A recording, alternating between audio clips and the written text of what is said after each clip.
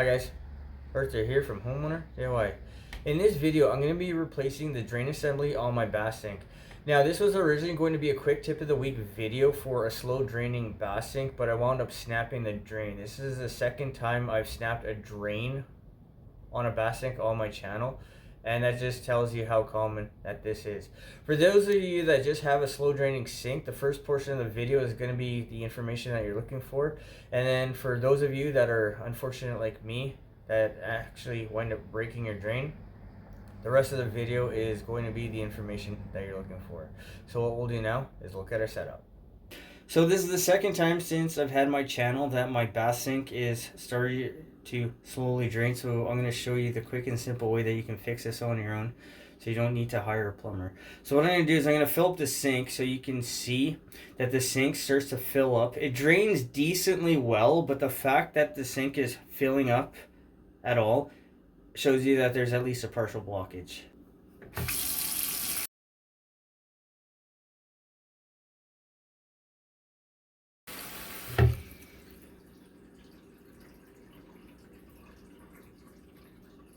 So it is draining, not all that great, but of course, like with anything else, if this is left unchecked, it's going to get worse. So what we're going to do now is material and tools. Alright, this is a materials list for this job. So I have latex gloves, pipe compound, also known as pipe dope, Plumbers putty. I have two drain assemblies. This is a used one, this is a metal one, this is a plastic one, this is new. We will look at these in just a moment. And then I have Teflon tape, and this will be for in case I use the plastic opposed to the metal one. Guys, this is a materials list for this job, so what we'll do now is a tools list. Alright, this is a tools list for this job. So I have a small flathead screwdriver, a big flathead screwdriver. I got 12-inch and 10-inch channel locks. I don't know which size I'm going to need, so I'm just going to have them both on hand. A 1/2-inch fitting brush to scrape away the old putty, a pan for water, a flashlight, and then a work light. Guys, this is the tools list for this job, so let's change out this bath sink drain. Alright, looking at our two drain assemblies.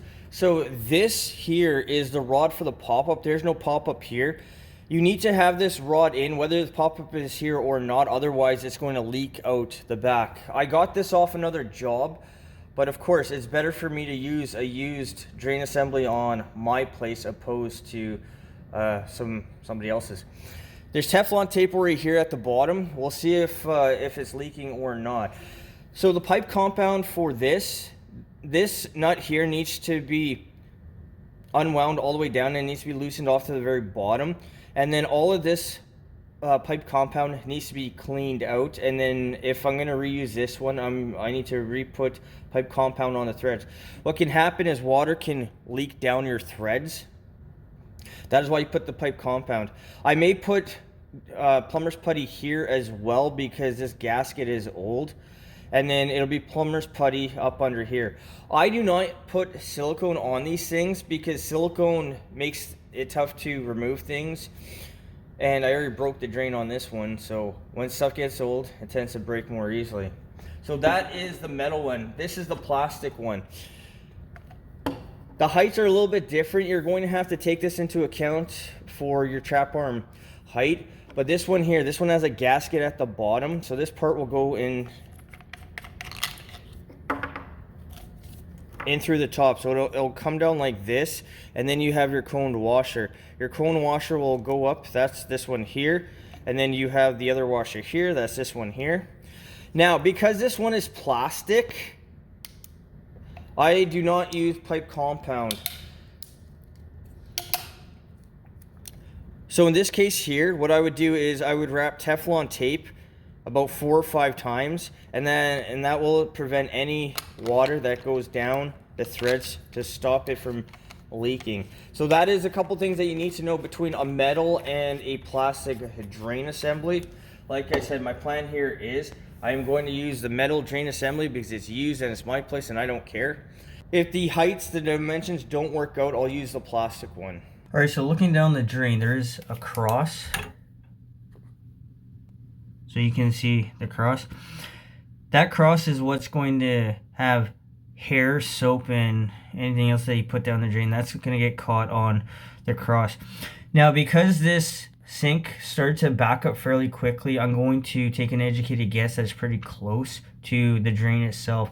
If it takes like 15 seconds for the sink to start to back up, that means that your blockage is farther down past the trap. So you can skip that part altogether. Guys, check out the description for the couple videos that I've already done on how you can make clearing a sink that much easier on yourself. Alright, looking at our sink drain, so this is the FOP portion here, the fixture outlet pipe. This is our trap here. This is the union trap nut, so you can separate this part and then this part from each other. Now what I'm going to do is I'm going to take apart this here, the FOP and then the trap. So there's a nut here and then there's a nut here. Now this should be just only hand tight. You don't need to tighten it up more than that. If it's been a while since the trap has been taken apart, you may need a wrench. I mean, I can even see the marks here for when I used a wrench. But I'm going to take the slip adapter nut off, and then the trap nut can be undone, and make sure that you have a pan underneath to catch the water.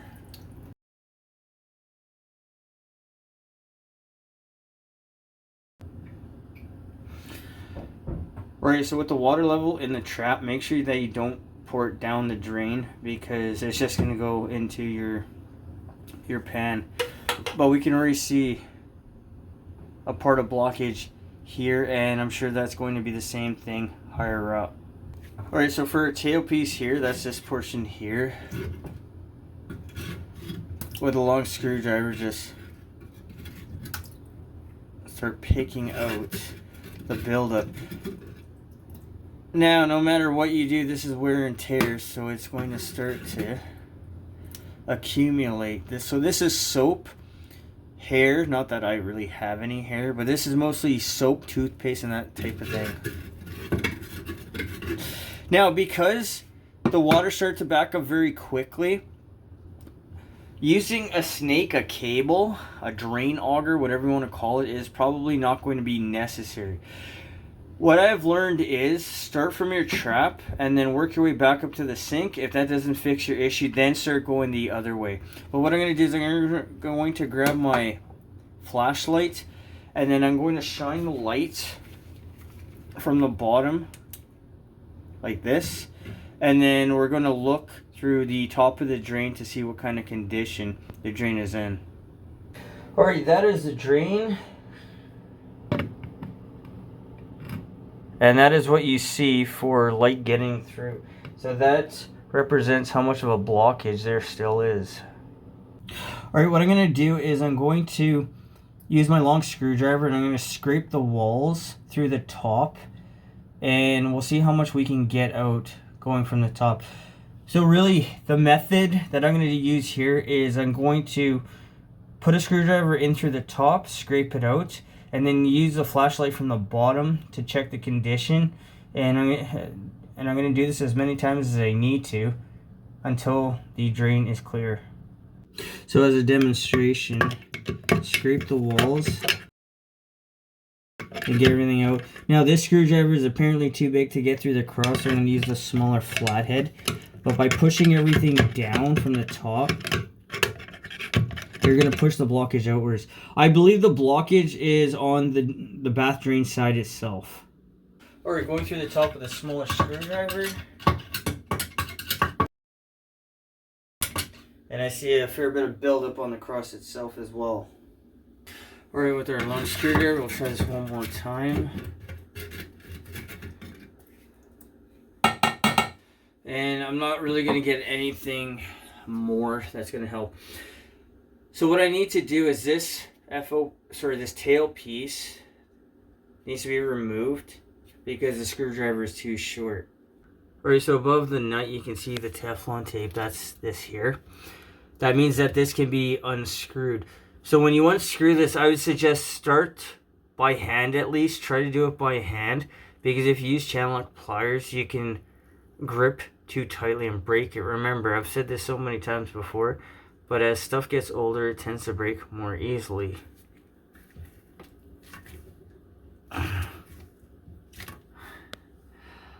It doesn't look like you're going to do it by hand, so I'm going to take a pair of channel locks and then clamp here. You can actually see the scratches from when I did this last time. And I think now the drain is leaking as well. And now it's leaking from there. Hooray! More work to do. So you can see that the tailpiece at the very bottom is rotting out, which is typical. So this nut up here needs to be removed. So what I'm going to do is I'm going to hold here and see if I can remove this top portion. So what I want is the nut and the tailpiece to come out together. And what I need to do is I need to put a screwdriver into the cross to hold it in place, and then use a set of channel locks to loosen this off, looking at it from the top counterclockwise.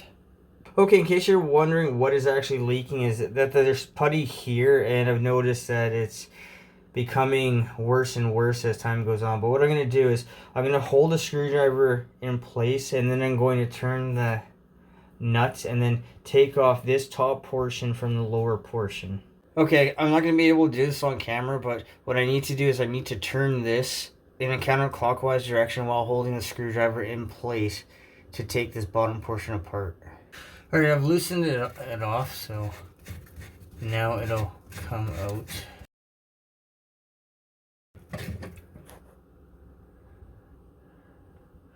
And that's how much buildup we have from... Oh, the screwdriver is right here.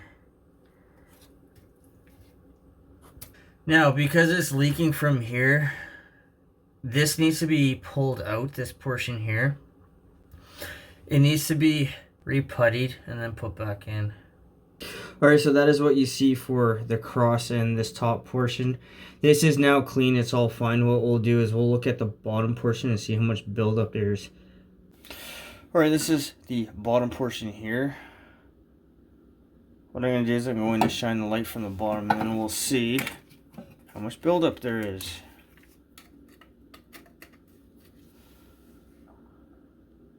So you can see that there's still a fair bit of buildup. So what I'm going to do is I'm going to grab the screwdriver, and then through this top portion here, I'm going to see if I can scrape this all out.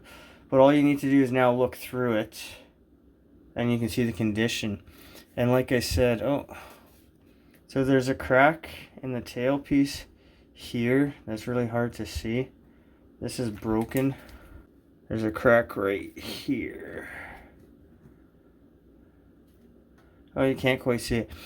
Anyways, this is rotting out. I'm not going to do anything to change this unless it breaks. But this is going to slowly corrode towards the other end here, because this is constantly getting hit by water. You can see the dry area down here. So water's not hitting this, but it's deteriorating the top here. Alright, so we'll grab our drain and then...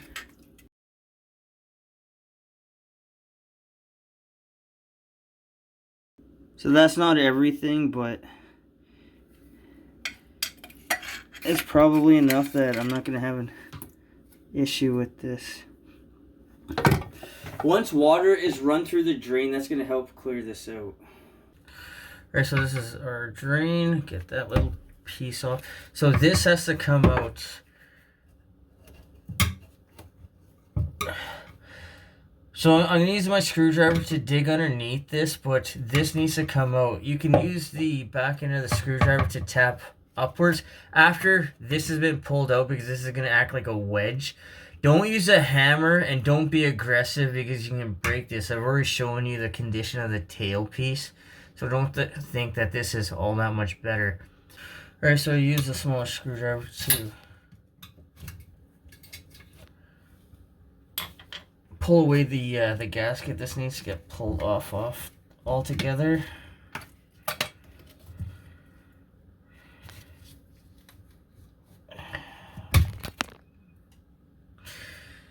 And that broke off, which means this is now finished.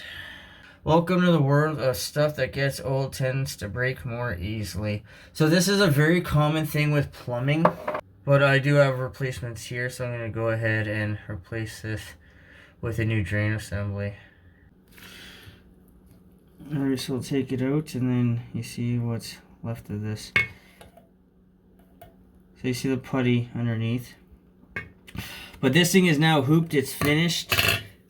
This putty here has to get pushed down. But luckily I do have drain assemblies here, so this is not a big deal. Alright, I'm going to take the paper towel and then clean all of this out. Make sure that where the putty is going to sit is cleaned thoroughly, just to minimize any chance of a leak with the new one. Alright, so with the drain assembly, I'll take the top off. And now putty needs to be put under here. So take your putty, roll it into a long thin line.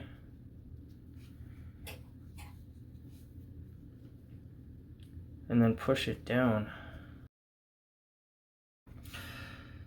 Okay, so there we are. Put it into the sink. Now for this sink, if you need to, you can use a fitting brush to scratch away the old putty. And now with our drain assembly, so I've moved the nut farther down.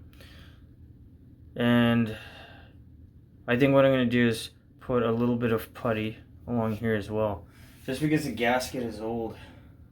Alright, I'm going to go ahead and thread this onto the piece on the inside of the sink. We'll see if I have to take out this rod, if it'll fit or not. Alright, so I've tightened the inner part onto the bottom. I use the screwdriver to hold the inner part here in place. So with this all done, the nut on the bottom can be tightened up to suck this inner part down to the sink. Alright, I backed the nut down here towards the bottom. So what I need to do is put a little bit of pipe compound on the threads to keep it from leaking down the threads. Okay, you can see the compound on the threads. So the nut now needs to be tightened up. Now, because this is an older drain assembly, you need to be careful. Where this rod here is going to wind up being, it doesn't really matter because there's no pop-up. But I'm going to go ahead and tighten this up carefully. Alright, so the excess putty can be pulled away. So I've tightened up this nut, like I said, this here, because there's no pop-up, it doesn't matter where it's going to be. But now, just the ABS portion needs to be put back on. I'm going to throw the pan back under it, and then we're going to test. Alright, the nuts for the slip adapter can be put back on. And then we have the cone, so the cone is going to be facing downward.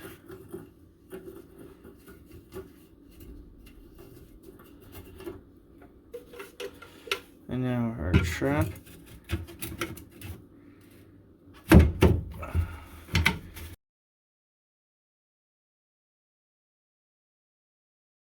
Alright, now this has to be tested, so I'm going to run water through the sink. I'm going to block the sink, fill it up maybe about halfway, and then remove the stopper, which will be probably paper towel, and then check for leaks.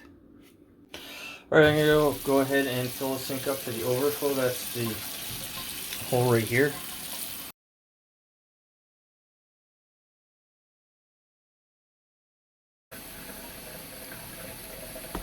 Alright, it's up to the overflow.